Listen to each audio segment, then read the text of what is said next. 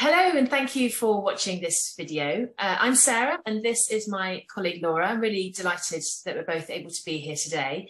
For those of you who don't know us, we are both return to work coaches and we have been doing a short series of 4 videos really for all of you to share a little bit about what you might expect from a return to work coaching session and also to share a few ideas that you might want to implement yourselves. And this is our 3rd video, so if you've missed the first 2, you'll be able to find the links in the description below. And in this video, we're going to be talking about typical conversations that happen when you are preparing to return to work. And we're going to include topics of phased returns, trial runs, and managing expectations. So these are all, it's not to say that these are the only things that would come up at this time, but these are things that Sarah and I have found are typical topics that are brought to coaching sessions around this time when you're returning to work. So I'm going to kick off by just talking a little bit about phased returns. So thinking about your return to work, trying to think as creatively as possible and thinking about what would be the best way for you to return to your work in a way that will help you to ease into it. So the idea here is that you're not going straight back into work and feeling really overwhelmed, but thinking about, is there a way that you could work, whatever works for you, so 2 days a week or 3 days a week, 4 days a week, talking to your line manager, managing expectations in that time as well of what is realistic for you to be able to achieve in that time, what their needs are as an organisation, and how those 2 things can come together and to meet. And I don't know about you, Sarah, but I found that sort of thinking of this through initially and having that time period of like, for the first month, it might look like this, for the second month, it might look like that, so that there is a definite progression into getting back to the way that it's going to be. I was going to say the way that it was, but it rarely is like that. It's about the way that it's going to be from now on. So getting up to a norm. But I think it's all in the communication. It's all about communicating what is realistic from both points of view as well and working it out between you. Yeah, and what I often notice in my clients is very often, particularly with first-time mums, they don't really think about this bit. They kind of assume that they'll just go straight back to where they were. And as you've just picked up on there, very rarely are we the same person when we're going back to work as we were when we left. And I mean that in the best possible way. And actually, you know, our lives have completely changed. We now have a little baby that we have to worry about and be concerned with in terms of drop-offs and pickups, depending on what your childcare setup is. Even if you've got a nanny, there's still the when does the nanny arrive, or that kind of thing. And actually going from full-time being at home to full-time being at work is quite a big shock. So the value of this phased return, and women can use holiday they've accrued whilst they're on maternity leave. And often, you know, I hear clients saying, oh, I've got all this holiday, I don't know how to use it. And I say, well, you know, why not take, you know, 1 day a week for your first month or whatever. And that 1 day a week just gives them that chance to either spend time with their baby or, importantly, take care of themselves. You know, have a snooze, go for a run, you know, whatever it is they need to do to take care of themselves, that kind of really supports them as they're making that transition back to work. Yeah, completely. You just saying that, I remember when I went back to work, exactly that happened, was that I just thought, I'm going to go back to work, I'll go back to work full time, my baby will be in nursery. And that just wasn't the case for me when I wanted to return to work. And I always stress, you know, what happened to me, what happened to Sarah, it won't be the same for anybody. It is about finding your own way, isn't it? But I definitely went through a bit of oh, that's not going to work for me. And I started going back to work 2 days a week, and then I increased it to 3 days a week, and then eventually I did 4 days a week. So it just kind of, yeah, it was really useful to do that phased return. Yeah, I think the other thing also is, you know, typically when you've been on maternity leave, you've kind of probably taken on the majority of the running the home jobs. And so when you go back to work, that does inevitably change, and we're going to, you know, we'll talk about that in another session, but that does inevitably kind of upset the apple cart a little bit, because suddenly you're now back at work, and so you're not able to do a lot of the things that you might have been doing before. And so that additional day just gives a little bit of breathing space. You need to chuck an extra load of laundry on, or whatever it might be, get some shopping in, you know, it just kind of takes a little bit of that pressure off just as you're making that transition back to work.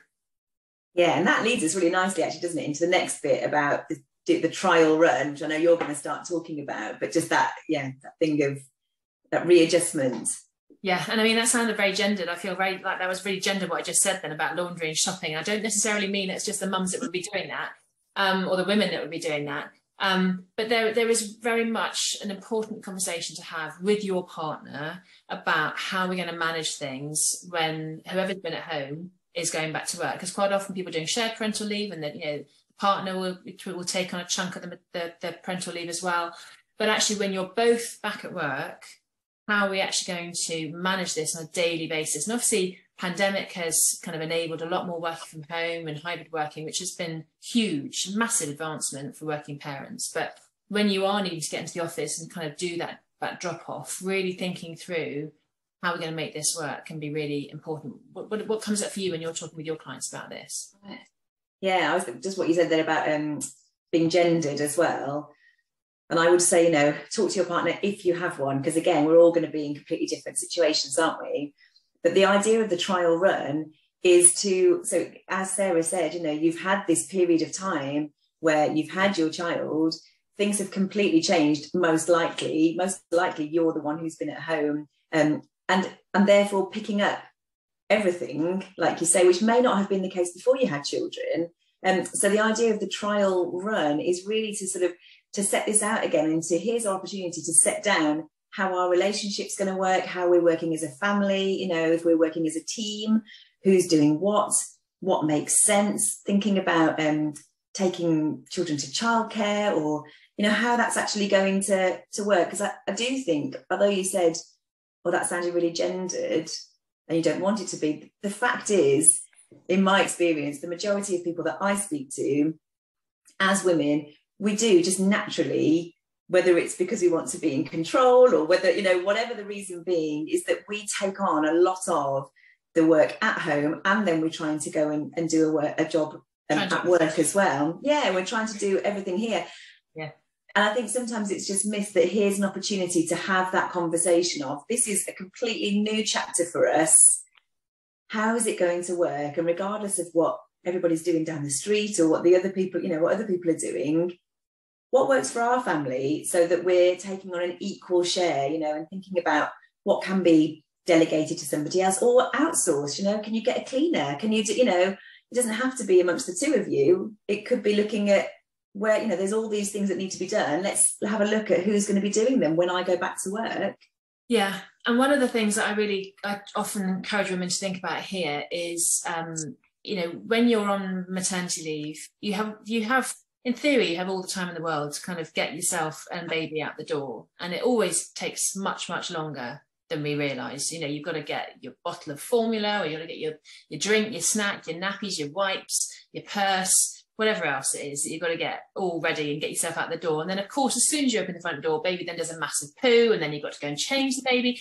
Now, that's fine when you're going to playgroup or swimming lesson, but when you're trying to get to childcare and then catch a train to get into the office for a meeting at 9, massively stressful. So actually doing a trial run of, okay, what is my morning routine going to look like? Thinking about what can I get ready the night before? You know, what are my kind of backup options? And actually involving your partner in that too. So that's, again, it's not all on one of you, you're sharing the load. So it might be back to the conversations. It might be, I'm going to do Monday, Wednesday, Friday. You're going to do Tuesday, Thursday. Let's just have a practice run of what we need to think about. What time do we need to get up? What time do we need to leave the house? You know, all that kind of stuff. It really lifts that pressure when you are fully back, when it's your first day back. You've kind of done a practice run and you feel confident that you know what you're doing. Yeah. I agree with everything you just said. I was laughing halfway through because I thought, when you said that about it takes longer to get out of the door, I just thought, and not only when they're a baby, you know, my daughter's 7 and still I'm like, it's time to go. Yes. My daughter often says to me, are we late yet? Oh, bless her. Yes, we're most definitely late, is what I would say. Yeah. I would say not yet, but we will be in a minute. Yeah. So, sorry, I was just going to say, I mean, the next thing we were going to talk about was managing expectations, wasn't it? Yes.